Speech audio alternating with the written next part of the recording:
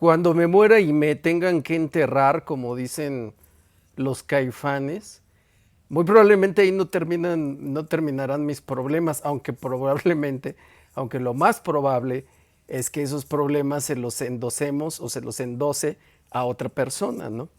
Bueno, bienvenidos a esta nueva sesión del seminario de psicofilosofía callejera. Creo que es el 27, aquí con la mirada guardiana de nuestro santo patrono San Miguel Arcángel, transmitiendo desde la gran Ciudad de México, que este año cumple 700 años de fundación. Mm, a raíz de la muerte del Papa Francisco en estos días posteriores y en sus funerales y ya de cara al inicio del cónclave, los medios masones de comunicación andan desatados, tratando de prácticamente de canonizar a Francisco. Todo lo que hizo y demás, ¿no? Lo pintan como humilde, como buena persona, como el gran, el gran pontífice que puso a la iglesia donde debe de estar. O sea, una iglesia modernista, una iglesia progre, una iglesia que mire, que vaya codo a codo con la perversión, con la decadencia de la sociedad. Les he platicado de este hombre, Bernardo Barranco, que es realmente, eh, parece masón, tiene toda la facha, es un tipo muy culto, muy estudiado, es, digamos, el apóstata del régimen, ¿no? Está también dándose vuelo, eh, eh, dando entrevistas, diciendo cómo debe de ser la iglesia, ¿no? En algunos de sus programas, en Canal 11 tiene un programa que se llama Sacro Profano. El tipo muy culto, ¿no? Mis respetos, es sociólogo, entonces sabe mucho de la historia de la iglesia. Lo único que no sabe es, lo único que no conoce es a Dios. Ese es su gran defecto. No sé, por ejemplo, invita invita gente, ¿no? Sus invitados al programa que tiene en Canal 11, y cuando le dicen que la Santa Muerte no es satánica, él parece así como pone sus ojitos, ¿no? Parece como que tiene un orgasmo, ¿no? Yo estoy casi seguro, y eso no tengo pruebas, pero tampoco dudas, como dicen, de que se imagina, ¿no? Yo creo que se masturba pensando en Pablo VI y se imagina una gran orgía. Él, Pablo VI y Juan XXIII, ¿no? Los dos grandes apóstatas, masones de la iglesia, traidores, comunistas y gran cantidad, o sea, llevaron una perversión tremenda llamada Concilio Vaticano II a la iglesia católica. Y yo creo que en sus fantasías llega Baphomet y los preña a los tres, ¿no? A Pablo VI, a Juan XXIII y a Bernardo Barranco, y de ahí nace una satanísima trinidad, ¿no? O sea, el tipo anda desatado diciendo él lo que debe de ser la iglesia. O sea, que prácticamente es como el representante de Satanás, porque dice, o sea, que prácticamente dice, teníamos un acuerdo en el Vaticano II, ustedes dijeron que iban a ser modernistas, que nos iban a hacer mucho caso, y o sea, prácticamente, ¿no? Acuérdate que la iglesia católica tenía un acuerdo a través del Vaticano II con el mismísimo Satanás, y que ustedes dijeron, que desde ahí les he contado mucho, ¿no? Cómo se ha venido diluyendo nuestra idea de Dios, nuestra idea de la misa y nuestra idea de cómo debemos de ser ante Dios. Entonces, de todas las atrocidades que firman y que ya iremos aclarando punto por punto, porque es muy necesario ir aterrizando cosas para no caer en la confusión de los medios masones. Ya no son masivos, ¿no? Porque además sí los ven, pero ya no tienen ese poder que tienen antes, afortunadamente, o gracias a Dios más bien. Entonces, toda esta confusión que quieren sembrar, evidentemente que el Papa Francisco se prestó muchísimo para esa confusión. Ya iremos aclarando algunos puntos porque son muchos, a veces no nos da tiempo, ¿no? Pero, por ejemplo, eh, esta cuestión de la humildad del Papa Francisco. Él decidió que no fuera enterrado en el lugar de siempre, ¿no? En el Vaticano, en el lugar destinado para ello. Él decidió que no. Por supuesto, humildad, así le pone. Miren, y entonces eligió una basílica de la Santa María, una cosa así, pero ya no, digamos, en los predios vaticanos. Y entonces la tumba del Papa Francisco es así como muy, como digamos, como de un estilo, como le dirían, esa palabra chocante que usan, ¿no? Para todo. Es un estilo minimalista, muy cool. Solo tiene una cruz, pero no es esta cruz como esta. Es una cruz que dice, que aseguran varios estudiosos, en particular hay uno que se llama Arturo, no sé qué cosa, dice reportero católico, parece que es español.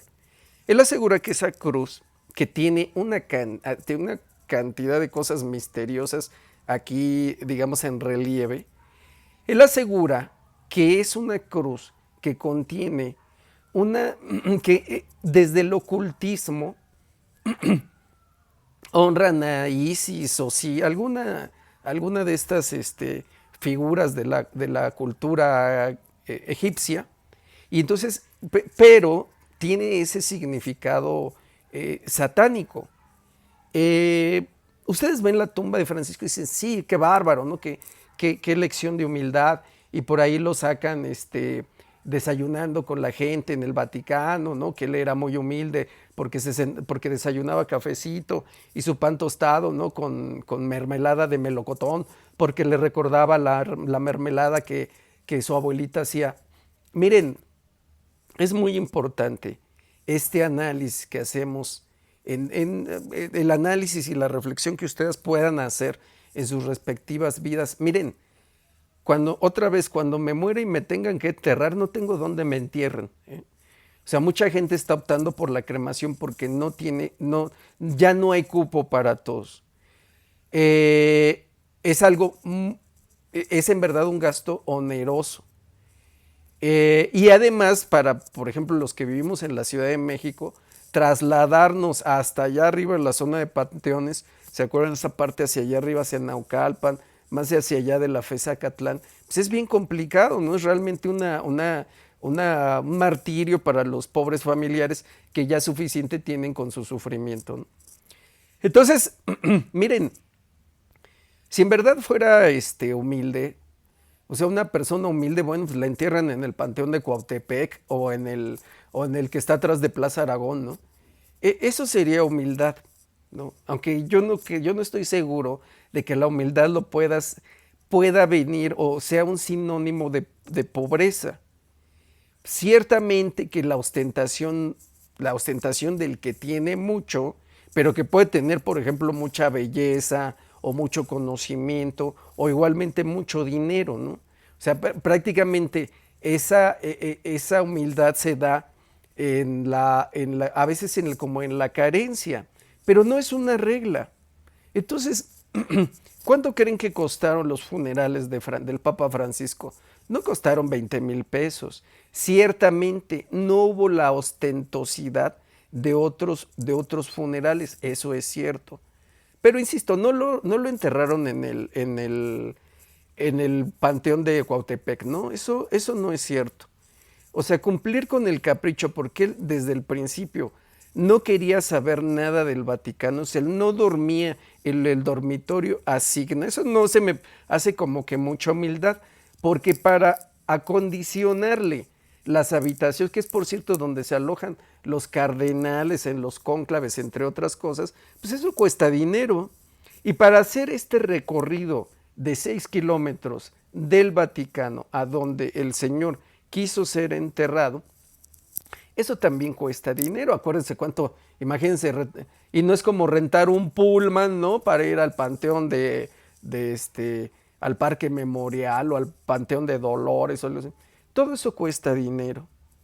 La gente verdadera, en ese sentido que, insisto, es un poco engañoso el tema, el concepto, la gente verdaderamente humilde no tiene dónde la entierren. Ese es el punto. El Papa tuvo en donde él quiso, y por cierto, que costó pues, más de 1 millón, 1,5 millones de euros, y por cierto, no lo pagó un misterioso benefactor, ¿no? O sea, que no sabemos quién es, muy a la usanza masona, ¿no? O sea, es decir, que no, siempre y siempre moviéndose en el secretismo, ¿no? Miren, una verdadera tumba católica, ¿no? Tiene, no falta la imagen de la Virgencita de Guadalupe, ¿no? Esas mantitas de 100 pesos que venden afuera de la basílica. No puede faltar la medalla milagrosa, ¿no? El Cristo del Rebozo, mi tarjetita mi imagen de San Juditas Tadeo. Esa es una tumba católica. La tumba del Papa Francisco no es una tumba católica, ¿no? Como el Papa Pablo VI, que quiso que o sea, no quería ninguna referencia, ya no al catolicismo, al cristianismo. El tipo era verdaderamente consorte de Satán. O sea, todo lo que hizo, o sea, ubiquemos, cuando hablo por ejemplo, de Juan 23, de estas figuras casi eróticas de Bernardo Barranco, Juan 23 y Pablo VI, estamos hablando del papado ya posterior a la Segunda Guerra Mundial. Ambos, por cierto, Juan 23 y Pablo VI, masones, pervertidos hasta las cachas y con grandes vínculos con el comunismo. Ambos canonizados, beatificados por el Papa Francisco. ¿Casualidad? Bueno, entonces esta cuestión, ¿no? de este tipo Roncalli, que fue Pablo, que fue Juan 23. En las investigaciones del padre Luigi Villa, él, por encargo del padre Pío, su misión en la vida, la misión que Dios le dio, fue luchar contra la infiltración, que más bien era infestación, masónica en la iglesia. No tanto para destruirla, sí destruir la doctrina, la liturgia, sino para adueñarse de ella. Porque adueñándose de la Iglesia Católica, la Iglesia Universal, la Iglesia de Dios, tienes el control del mundo, ¿no? Y además son dueños de todo lo demás, ¿no? Del dinero, de los políticos, de los sistemas políticos, de todo lo que se puedan imaginar. Entonces Luigi Villa descubrió las mañas de Juan 23, Angelo Roncalli. Encontró que era pederasta. Y entonces, quien lo inició a la masonería fue él como nuncio apostólico en París.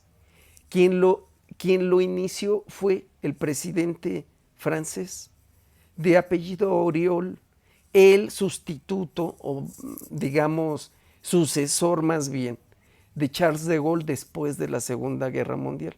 Y le dijo: sabemos tu pequeño vicio, pero con nosotros no hay ningún problema. Si permites que te iniciemos en la logia esta del Gran Oriente. Y cuando vayas ascendiendo, si llegas a ser papa, tienes que convocar a un concilio, que fue el Concilio Vaticano II. Todo lo hicieron con mucha prisa. Se dice que más bien asesinaron al Papa Pío XII para que a Roncalli tuviera tiempo de asumir como Juan XXIII, convocar al concilio, ¿no? El concilio 62-65, y de ahí ya él diagnosticado con cáncer, ya se sabía que iba a morir. Juan XXIII ya sabía que iba a morir, pero sabía que su sustituto, que su sucesor, iba a ser Pablo VI. Pablo VI, la vida de Pablo VI es una cosa asquerosa, horrorosa, ¿no? O sea, una cosa nauseabunda, ¿no? orgías en el Vaticano, cultos satánicos, o sea, un tipo verdaderamente enfermo y que además sigue teniendo una gran presencia en el Vaticano. Hay un salón que se llama Pablo VI, esto otro se llama Pablo VI, incluso una parte de los fondos vaticanos, el fondo tal se llama Pablo VI. O sea, ¿qué quiere decir eso, no? Que los masones siguen, las masones y la mafia, a veces juntos, a veces en guerra entre ellos. Es un gran negocio, ¿no? Pero ellos no son católicos, ellos son infiltrados. O sea, ellos son satanistas que se meten a aprovecharse de la iglesia, pues. Bueno, entonces, bueno, ya de ahí surgió todo este asunto. Entonces, cuando hablamos de humildad, por favor, ¿no? O sea, ¿cómo puede haber una humildad en alguien que es enterrado ahí en ese lugar? ¿Puedes saber de la humildad de alguien por lo que desayuna? Por Dios santo, vamos con seriedad. Prácticamente en todo el mundo, de una u otra manera, pues la gente desayuna cosas ligeras. Habrá la gente ostentosa, está bien. Pero en general, ¿cuál es ese desayuno? Bueno, pues tu cafecito, un pan, ¿no? A lo mejor pan tostado, ¿no? Tu croissant, ¿no? Si eres francés, o los mexicanos somos más, los mexicanos somos como más valientes y somos capaces de desayunar 4 tacos de carnitas o 4 tacos de tripa con harta salsa y esa cosa, ¿no? Nosotros no tememos a la muerte.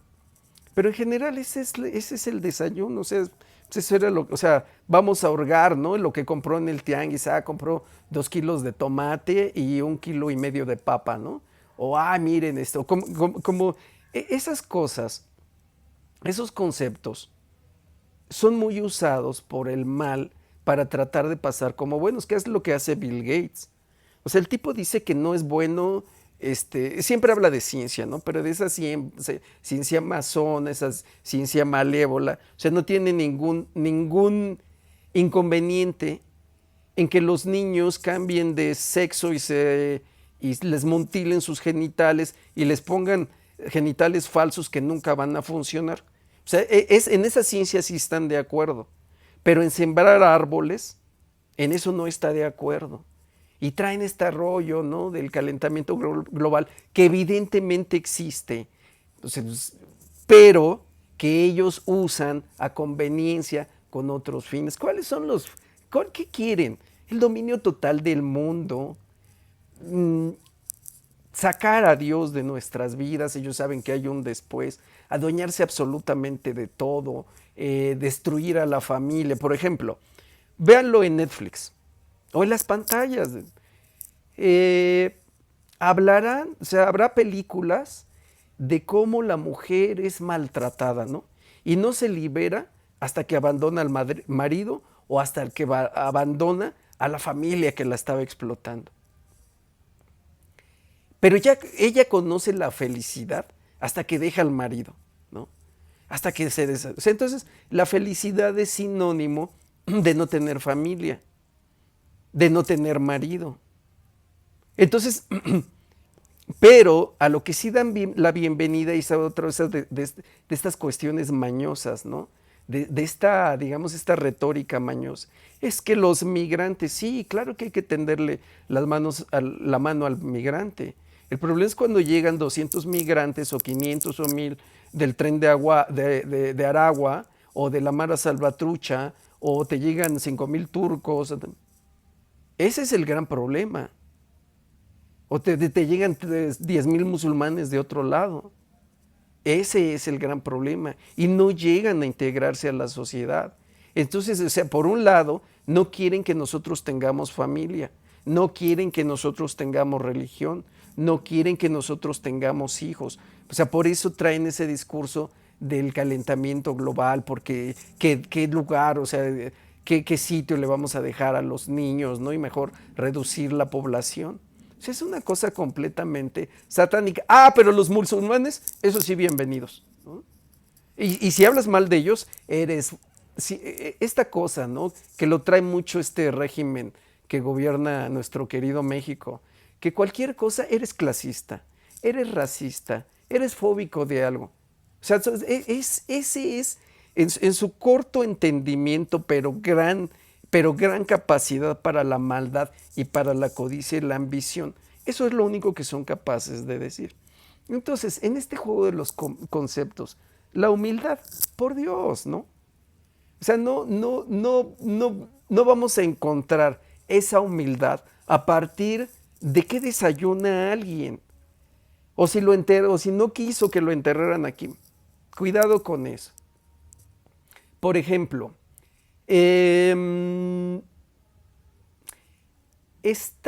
¿cuál sería para más o menos para despachar este asunto de la humildad?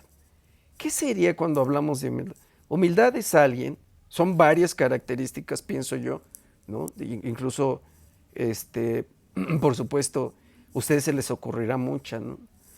La humildad es aquel que es capaz de pedir perdón, es aquel que es capaz de reconocer a Dios, es aquel que es capaz de agachar la cabeza, ponerse de rodillas y pedirle perdón a Dios y pedirle perdón al otro, al que le ha hecho daño. O sea, yo viajo en metro, ¿no? Y se sube Arturo Elías Ayuba al metro una vez en su vida y a él le dicen que es humilde, ¿no? O sea, yo me subo todos los días y nadie me ha dicho, ay, el Paco, ¿no? El profe o el de nadie, ¿no? O sea, nadie resalta ni destaca mi humildad. Y yo, o sea, yo hasta tengo mi tarjeta. Yo no creo que Arturo Elías Ayub, que si lo conocen, pues es sobrino de Carlos Slim, y dicen, bueno, pero decía lo de Bill Gates, ¿no? Pues se pone ahí sus suétercitos deslavados, ¿no? Como los míos, y ya esa es su humildad, ¿no? Igual Arturo Elías Ayub, ¿no? Que tiene una, dice, él no, desde luego que él es otro tipo de millonario, sí, sí, ciertamente, a lo mejor es un millonario pues más chido, ¿no? Más relax, más compa, ¿no? Que pues a lo mejor es de los que te es divertido el tipo, sí, ciertamente, pero pues no tiene nada que ver con humildad porque él se come unos tacos para recibir, él se come unos tacos con un seguidor en Twitter, pues para tener 100,000 me gusta, ¿no? Eso no es ninguna humildad, ¿no? La humildad es hacer la caridad sin que nadie te vea más que Dios, sin que tu mano izquierda sepa lo que hace la derecha y viceversa. No si viajas en metro, hay gente pobre, ¿no? Gente de una condición muy, así, entre paréntesis, muy humilde, que pues no es humilde, ¿no? El peje le gustaba agarrar niños, mugrositos en los pueblos y besarlos, y pues eso no es humildad, ¿no? Eso es algo, esa es una connotación esta palabrilla así tan odioso, ¿no? del populismo. Ese es hacerse el bueno. Entonces estábamos en esa humildad, pues esa humildad es agachar la cabeza, no ponerle el pie a alguien en el cuello, visitarlo cuando necesita, ayudarlo cuando necesita, no traicionar al amigo, no traicionar, no pagar tus deudas, no es, o sea, esa es la humildad, ¿no? Son muchas cosas. Aquel que le da la espalda a Dios no puede ser humilde. El que le da la espalda al Padre, al Creador, es un traidor. Pero claro, o sea, cuidado otra vez, ¿no? Pues, lo mismo hizo Satanás. Satanás también es hijo de Dios. Satanás también es, o sea, todos esos ángeles, el más grande, el más hermoso, el más poderoso, Lucifer, después degradado por él mismo a Satanás, a un vulgar, depravado, tramposo, petulante demonio convertido en Satanás, y los millones de ángeles que también creados por Dios, que lo traicionaron y que se fueron con él. Él siempre con esa petulancia, ¿no? De creerse Dios. Incluso toma mucho, ¿no? Por ejemplo, si Dios tiene una Santísima Trinidad, Él tiene una Satanísima Trinidad, ¿no? Es como no sé, como ¿qué les podría decir, no? Como la chica bonita que todo el mundo le copia, ¿no? Cosas así. O sea, que, hoy se puso tal cosa, ¿no? Y se puso unos jeans, ¿no? Y ya mañana las otras chicas que no están tan bonitas se ponen los mismos jeans, ¿no? O lo que sea, ¿no? Ustedes, creo que ustedes tendrán mejores ejemplos, pero así. Entonces, Dios hace algo y aquel que se cree como Dios, que fue la promesa a Adán y Eva, pueden ser como Dios, ¿no? Ahí no, Eva no supo leer eso, ¿no? Entre líneas, ¿no? ¿Cómo que como Dios? ¿Soy Dios o no soy Dios, no? O sea, dime, si no, para no hacer el ridículo. Entonces no supo escucharlo. Por eso nosotros tenemos que discernir esto. A ver, humildades porque yo desayunaba café. Si no, pues eso no tiene nada que ver, ¿no? O porque viajaba en metro, o porque me enterraron aquí. No, eso no tiene nada que ver, ¿no? Entonces, es muy importante discernir sobre estos conceptos porque nos van a ayudar a tenerlos. Miren, la vez pasada les leí una parte, ya no me acuerdo, pero era en el Nuevo Testamento. Siempre me acuerdo de las cosas ya que terminé el video. Levítico, Antiguo Testamento, ¿no? Dice la persona que habla Yahvé, el Señor. Está hablando en contra, la advertencia, dice la persona que se desviare de mí para ir a consultar magos y adivinos, y se abandonare a ellos, yo mostraré mi saña contra esa persona. Santificaos y sed santos, porque yo soy el Señor Dios vuestro. Guardad mis preceptos y ponerlos en práctica. Yo el Señor que los santifico. Al que maldijere a su padre o a su madre, castigarlo de muerte, ¿no? O sea, esa es la ira del Señor. Un Señor que cuando nos manda a su Hijo es para salvarnos. ¡Ey! Mucha gente se está condenando, ¿no? Despierten, dejen de pecar, ¿no? Bueno, al que maldijera a su padre o madre, dice, si alguno pecare con la mujer de otro, cometiere adulterio con la que está casada con su prójimo, mueran sin remisión. También una forma de muerte es salir al infierno, ¿no? O sea, no precisamente es que te tengan que matar. Tú cometiste ese pecado, no te arrepientes, no aceptas a Dios, pues al infierno, ¿no? Entonces, el adúltero dice tanto el adúltero como la adúltera. El que pecare contra su madrastra, por si hay alguno ahí que le está echando los ojos a la morra de su papá, ¿no? El que pecare con su nuera, mueran ambos, ¿no? El que ha cometido un gran crimen, dice, el que pecare con varios, dice, el que pecare con varón, como si éste fuera una hembra, los dos hicieron cosa nefanda, mueran sin remisión, caiga su sangre sobre ellos.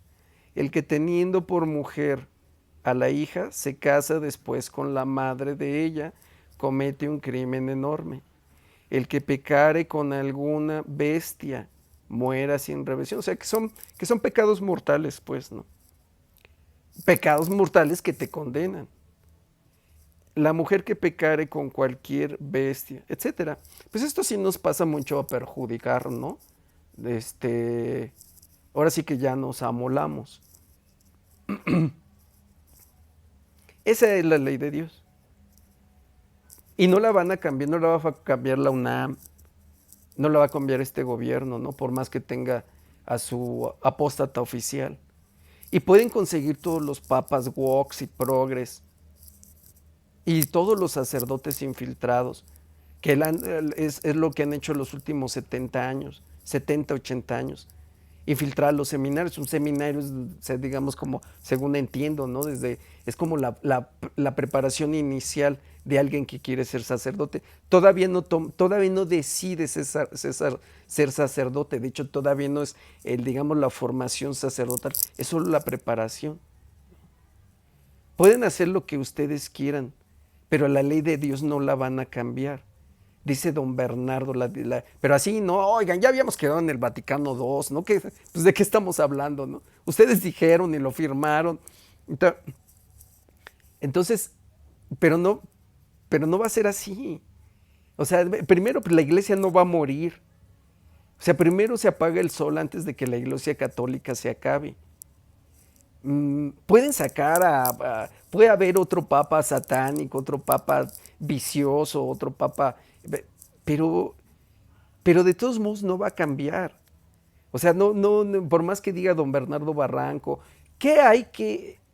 Ellos dicen que la iglesia se debe de modernizar, que fíjense una cosa, cuando la iglesia trata, o sea, trivializando el pecado, la gente se aleja.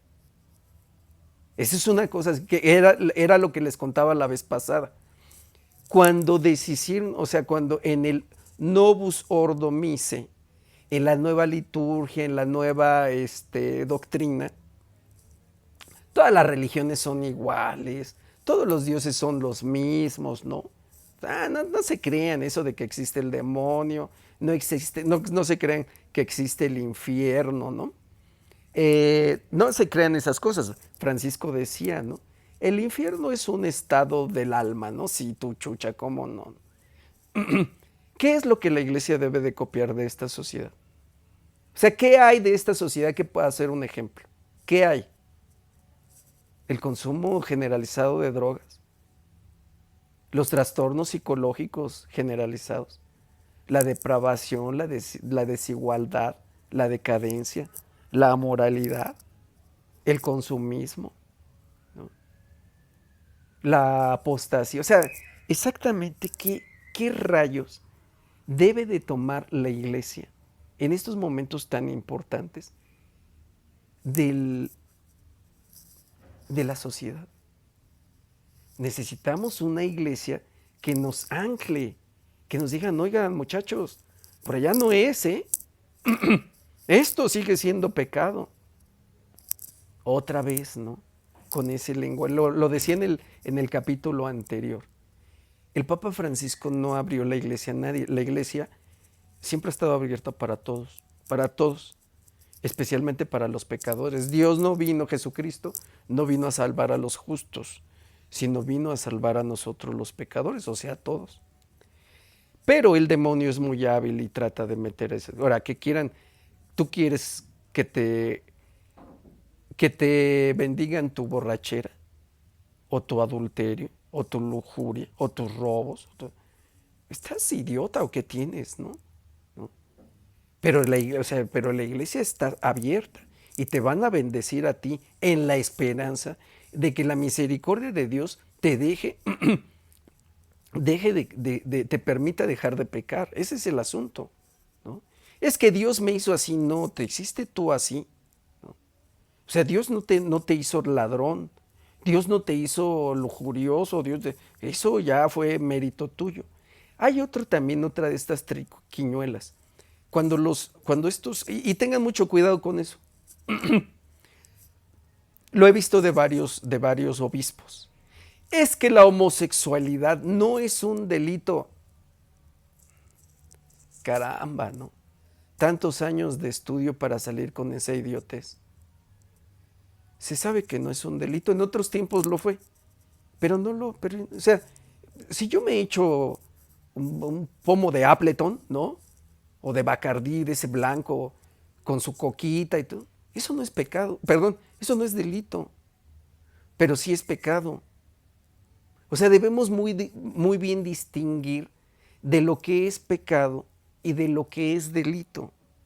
Es muy posible que todos los delitos sean pecado, pero no todos los pecados sean delitos. Hay que discernir sobre eso. No, nadie está diciendo que la homosexualidad sea un delito y si la sociedad así lo decide, es decir, que no lo es, está bien. Y a mí me parece bien, claro que no lo es, ¿no? Pero la ley de Dios sí es pecado. La ley de Dios no es la ley de los hombres. Y la ley de los hombres, está visto, no es la ley de Dios, ¿no? Entonces, hay que tener mucho cuidado con esa, con ese lenguaje tramposo. Cuando vean que un obispo está diciendo eso, bórrenlo de su lista. No vayan a misa con él, ¿no? Ni le busquen, ¿no? Porque no es ahí. El tipo los quiere engañar, el tipo probablemente ni católico es, el tipo probablemente es masón, o sea, desconfíen de eso. Que he hablado mucho de esto, de este asunto, que quizá puede ser un poquito difícil de comprender en un inicio. ¿Qué tiene que ver que, pues que ahora por ejemplo, las misas o sean como más, ¿qué les digo? Como más relajadas. Miren, una misa en el año 100, en el año 200, 300, 400, en el 500, así, hasta que llegó el demonio Lutero y fracturó una parte de la iglesia. O sea, solo fue una parte, pero una parte muy poderosa, ¿no? O sea, por ejemplo, se extendió por el norte de Europa, países ricos, ¿no? Los ingleses lo trajeron a Estados Unidos. Estaba leyendo justamente, ahorita retomo este asunto del peligro de diluir la doctrina, la liturgia, nuestra idea de Dios, ¿no? Miren, Estados Unidos ha sido tradicionalmente, aunque un país cristiano, diluidamente cristiano, un país enemigo del catolicismo. Se mofan, se ríen, o sea, desde culturalmente, desde políticamente. En esta misma revista de Chiesa Viva, uno de los últimos reportajes de don Luigi Villa, el presbítero, ¿no? Lo que les decía, el encargado por el Padre Pío. Hay un documental del Padre Pío muy bonito que hicieron los heraldos del Evangelio, que es del Salvador. Búsquenlo, es algo muy bonito. Resulta que en una de sus investigaciones él descubrió, que es algo muy difícil de encontrar, que ya hacia el final de la Guerra Mundial, digamos en el último año, meses antes, ¿no?, de que Estados Unidos lanzara el par de bombas atómicas sobre Japón, el gobierno japonés ya había intentado o sea, negociar la paz. Se acercó incluso al Vaticano, pero ahí estaba, ¿quién creen? ¿No? Como secretario de Estado, Pablo VI, Gian Battista Montini, secretario de Estado de Pío XII. Cuando Pío XII descubre todas sus traiciones, lo manda o sea, de mala movida, ¿no? Pero tampoco podía hacer más. Lo mandó a Milán, ¿no? Después, cuando Juan XXIII, a la muerte de Pío XII, sustituye en la silla pontificia, lo trae de regreso, ¿no? Bueno, Montini, después Pablo VI, rechaza la, la petición japonesa de negociar la paz con los aliados. O sea, Japón se acercó al Vaticano y Montini los rechazó. Si este tipo es, o sea, que por cierto, a don Luigi Villa lo citaron, le llamaron, o sea, mucha gente le pasaba información. Y le pasaron, más bien le hicieron escuchar unos audios de un exorcismo. En los exorcismos, el demonio suele expresar algunas cosas por mandato de Dios. O sea, el Señor lo obliga a confesar algunas cosas. Es ahí que sabemos, o sea, bueno, es el demonio ha corroborado en muchas ocasiones el carácter, la condición inmaculada de la Virgen María. Bueno, en esa conversación, entre comillas, que tiene con el exorcista, confiesa el demonio que dice, sí, Pablo VI lo tengo acá abajo, ¿no?, en el infierno con él. Después don Luigi Villa queda de regresar por esos audios, les iban a hacer una, pero alguien más llega, alguien más poderoso, y con engaños se lleva esos audios, pero esos fueron escuchados por don Luigi Villa, que Dios lo tenga en un lugar privilegiado en el cielo, porque a través de tantísimo trabajo, de tantísimas amenazas, o sea, le tocó un trabajo muy duro, ¿no? Desenmascarar algo que, pues, desenmascarar la masonería, algo que, pues, y a la satanería, algo que es un trabajo tremendo, ¿no? Y además, pero él nunca se dio por vencido, él nunca se rindió. Entonces él dice que ya en estos intentos de Japón de rendirse incluso incondicionalmente, se negó, se rechazó su rendición. Los propios Estados Unidos rechazaron la condición. Ustedes búsquenlo y la inteligencia artificial les va a decir, no, Japón nunca se rindió. Y entonces habían quedado de bombardear objetivos militares. Tokio tiene un bombardeo, una noche, horas y horas de un horrendo bombardeo, ¿no? Pero las bombas atómicas final, como todos sabemos, se lanzan sobre Hiroshima y Nagasaki, como todos sabemos. No le estoy diciendo nada nuevo. Pero ¿qué creen? Hiroshima y Nagasaki, los poquísimos lugares con alta presencia, con alta población católica. Así nada más, ¿no? Entonces, regresemos un poco. ¿Cuál es el asunto de diluir todo? Porque una misa es, tú vas a la casa de Dios a adorarlo, a orar, una oración tras otra, encabezada por los sacerdotes, que ni siquiera era solo uno, eran varios. Y nosotros atrás, ¿no? Los mortales, siguiéndola en latín. La liturgia tiene una lengua oficial y ese es el latín. Y lo que agrada a Dios desagrada al demonio, ¿no? Y viceversa. Entonces, en sus exorcismos, que no les recomiendo, al demonio le hiere sobremanera el latín, ¿no? Muchas cosas que quitó entre Roncalli y todo, o sea, él fue una mafia, ¿no? Protestante, masona, satanista, pervertida, ¿no?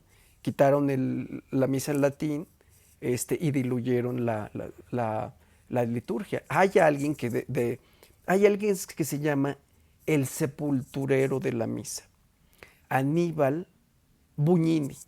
Como ven, son muchas cifras, muchos nombres, a veces fechas, que en un tipo de podcast como este que estoy tratando de hacer, pues es difícil, ¿no?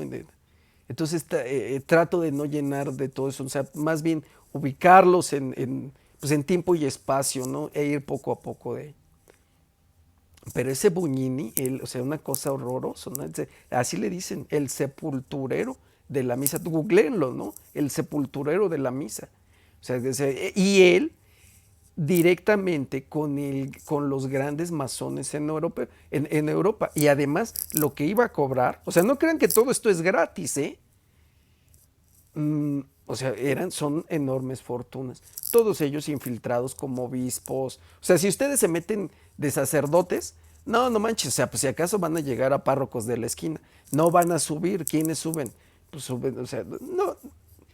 Actualmente poco sabemos, pues, ¿no? De cuál es la condición. Sabemos que sigue habiendo, o sea, como gran presencia de mafias, ¿no? Tipo el Opus Dei, gran presencia de masones, sigue, eso no se quita. El comunismo ciertamente perdió, antes la KGB, o sea, todos eran infiltrados de la KGB o grupos comunistas, como por ejemplo en Estados Unidos, en Europa, de Alemania democrática, etcétera, ¿no?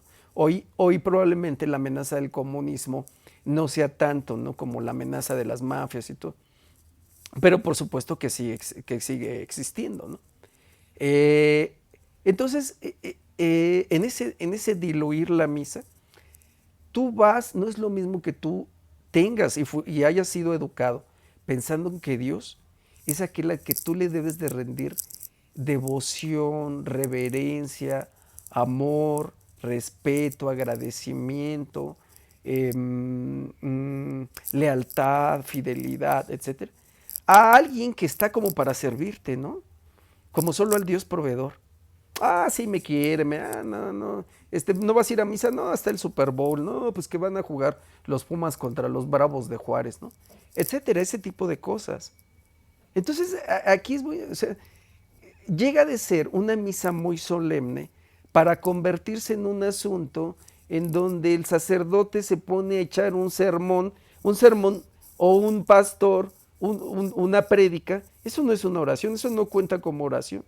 En donde dice cualquier lo que se les va ocurriendo. O sea, yo he oído, bueno, ya no digamos los pastores protestantes que dicen mucha tontería, pero he oído, ¿no? O sea, decir cantidad de cosas imprecisas en los sacerdotes, guardan sus mejores chistes para ese momento, o sea, como que quieren gustar o sea, le quitan momento a Dios, le quitan, quitan momento de oración. Entonces yo he oído, ¿no? O sea, hasta sacerdotes, ¿no? Ay, ¿a poco no estoy bien guapo? Con tonterías de ese tipo. Mm, y entonces ya resulta que un par de fulanos, sabrá Dios de dónde, se subieron a hacer la lectura de la palabra de Dios, ¿no? O sea, gente que no tiene nada que hacer en el altar. Y ya de repente, yo el domingo fui tuve la pésima idea de ir a una iglesia ahí en Linda Vista, y el que se subió a hacer la palabra, o sea, que era realmente como ¿qué les digo? Como una iglesia protestante disfrazada de iglesia católica. Tuve que detener un poco la grabación porque ahí venía el de la basura y creo que venía por mí y después venía el del agua, ¿no? Ya es en plena recta final, ¿no? Entonces, esto que dicen los sacerdotes, o sea, su sermón y la prédica, eso no es oración, la prédica del pastor, eso no es orar, ¿no? O sea, están diciendo lo que se les va ocurriendo, ese tipo de ¿qué habrá cosas? O sea, ese sermón debe ser mínimo, 5 minutos. Algunos los tienen a 10, 15, y ahí eso se convierte en un tedio terrible. Porque la oración es muy profunda, la oración conectamos con Dios. O sea, esa parte es la más bonita en la que estamos, en la consagración. De esa nadie se queja. ¿Por qué no vas? ¿Por qué? Entre otras cosas, ¿no? Pero ¿qué es lo que se hace tedioso y pesado? Cuando el sacerdote agarra el micrófono y se pone a decir, igual, ¿no? O sea, además, por ejemplo, en los templos protestantes, pues ya no es el pastor, no es la hija del pastor, el hijo del pastor, ese tipo de cosas, ¿no? Entonces, le estaba platicando. Entonces el que dice la palabra de Dios ya no es un sacerdote al que hemos preparado, a veces hasta en comunidad, incluso con nuestras propias donaciones, para que esté ser, para que estudie, para que se compenetre no solo en el estudio, en su relación con Dios. Ya es cualquier fulano que se sube con la playera del Barcelona. Así, o sea, pero ¿cómo se atreven? Entonces, ese tipo de cosas. O la chica, pues muy guapetona, ¿no? Que ese día va enseñando pues, la mitad de las chichis, ¿no? O de las pompas o lo que sea, ¿no? O sea, eso irrita a Dios. O sea, ustedes creen que esas son formas o sea, modernízate, chavo. Insisto, ¿no? Si un sacerdote se quiere modernizar, que se compre un iPhone, ¿no? Que se suscriba a Netflix. Pero nuestro trato con Dios debe ser el mismo, respetuoso, de amor. Que Él pone la ley, no nosotros, en nuestra tonta, abyecta, depravada, codiciosa y egoísta forma de ser. No puede ser eso. O sea, pensar que el de la fila ahí no está chismeando, mira, ya vi, o sea, no puede ser eso. No podemos caer en manos, ¿no? Del Vaticano, de los demonios que organizaron el Vaticano II, de los masones. Tenemos que recuperar. ciertamente hay una, aunque a don Bernardo no le guste, ¿no? Que dice, ay, no, qué horror, ¿no? Los lefebvistas, ¿no? Marcel Lefebvre era un viejo, un sacerdote que enfrentó, un obispo, que enfrentó a Pablo VI. Y que le decía a Pablo VI, no, es que aquí ya saben, su ecumenismo, ¿no? Todas las, o sea, ecumenismo es como esa unificación, todas son iguales, ¿no? O que aquí queremos unidad, sí, pero, o también quieren diversidad, diversidad de opiniones. Y le dijo Marcel Lefebvre, dice, no, dice, es que es una diversidad en sus términos, porque ustedes no quieren escucharnos a nosotros, aquellos que queremos seguir adorando a Dios con sacralidad, con respeto, con amor, respetando esa parte de, pues, la parte de nuestra doctrina, de mucha divinidad, insisto, ¿no? De respeto, de sacralidad, etcétera. No, eso no se puede diluir. Y mucha gente hoy quiere un papa, creo que dije un papa, no, un papa, un sumo pontífice, su santidad, lo quiere respetuoso de esa lectura. Un papa que en verdad sea un vínculo, un vicario de Cristo, que se deje de esas cosas, de ese mal llamado modernismo. Lo he dicho en otras ocasiones. Ellos le dan un nombre muy bonito y dicen progresismo, progreso. Así son los masones, ¿no? Modernismo. Bueno, pues quién va a negarse al modernismo? ¿Quién va a negarse al progreso? Que como dicen, ¿no? De los encuentros estos de los muchachitos, a los que por ideología hacen gays o hacen transexuales, trisexuales, que dicen amor es amor, no, no. Ellos ensucian esos conceptos fundamentales para el ser humano como libertad, progreso, modernidad. O sea, bueno, si es modernidad para construir mejores edificios, venga. Si es modernidad para que se suba para legalizar, perdón, para el pecado, para bendecir el pecado, o para que se suba alguien con una camisa del Cruz Azul, que no tiene la miedo de la camisa de que sea, hasta una del América, ¿no? A decir tonterías ahí, supuesto, no, o para que los sacerdotes no tengan ni la menor idea e institucionalicen el pecado. No queremos esa modernidad. Y ¿saben una cosa? No lo quiere muchísima gente, porque sabemos que vivimos en una sociedad en decadencia, una sociedad satánica, ¿no? Vulgarmente masona, um, con graves problemas en todo sentido, espirituales, psicológicos, hasta económicos por gastar en tanta tontería. Quiere la gente, en verdad, eso es lo que he visto, quiere la gente no una iglesia modernista, sino una verdadera iglesia de Dios. Cuídense mucho, Dios los bendiga, nos vemos la próxima, adiós.